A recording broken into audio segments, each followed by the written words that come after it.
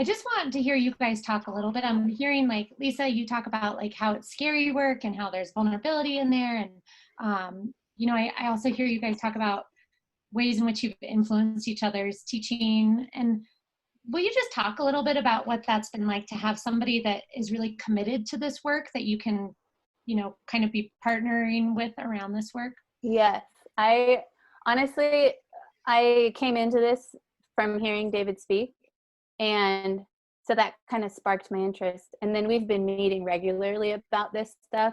He's like my go-to person about fun and play and teaching. And I think the biggest thing David's done for me is like he said earlier, he just gave me permission to play. And it wasn't like a verbal, like, I give you permission, but just like his support and us brainstorming, and then he'll ask me, oh, how did it go? It just feels really supportive. And so I often say that bringing fun and play into teaching is can be isolating and vulnerable. And so that's why we created this Professors at Play listserv, just to have that support and community and just permission to play. Because I think that's one thing David's really helped me with, is just like encouraging me to do it when it feels scary. I should say, in all fairness, you know, I've been doing this work for a long time. It's been very academic and intellectual. I mean, my joke is always when I talk, you've heard this, Andrea.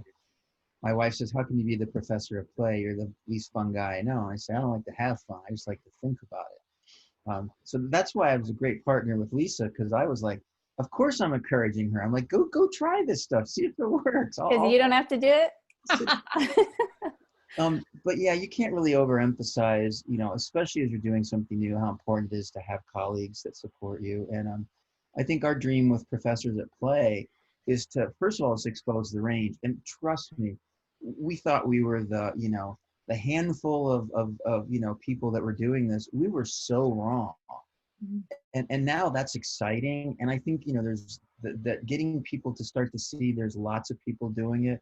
I think the next step in higher ed is to get some research published, so people have to really see more and more that, like, hey, this isn't a silver bullet, but it is an ingredient that we really need to have in the kitchen. You know, I mean, like, you can make food without salt, but gee, wouldn't it be nice if you had salt in your kitchen?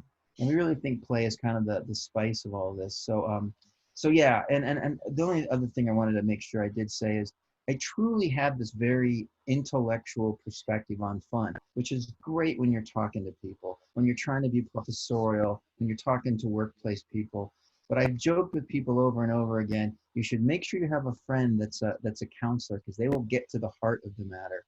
And I think that's where Lisa and I kind of found our common ground, is she always reminds me that there's these frameworks and these strategies and all this, but it really comes down to the heart. It comes down to how people feel.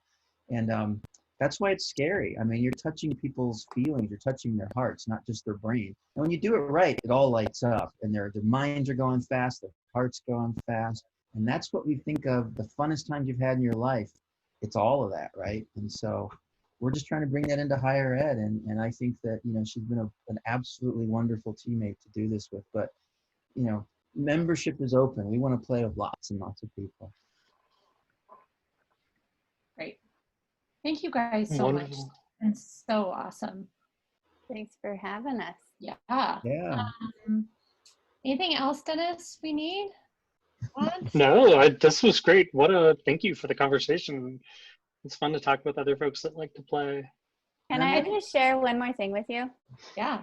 Of course. I came across this yesterday, and I shared it with David, and I just wrote it out because I was on a walk with my dog, actually, and I'm like trying to think of a metaphor for the point of fun in teaching. And then I remembered this story. My step uncle died a few years back of brain cancer, and his nephew wrote this really awesome story about how Tom, my step uncle, taught him how to navigate the waters by working with the power of the currents instead of against it. So I remembered that story, and I looked back into it, and I found this quote. I'll just read you this little section. My step uncle said, "The water is always stronger than you are. Organize your tools and effort and work with the current. Your goal isn't to steer the boat so as much as putting it in a beneficial position for the currents of the river to steer it. So I think about that in terms of fun in the classroom, and in that metaphor, the water is the students' stress, trauma, barriers to learning. And I think that traditional education, which is, I think, strict, hierarchical, lecture-based, is like fighting those currents to try to steer students' learning.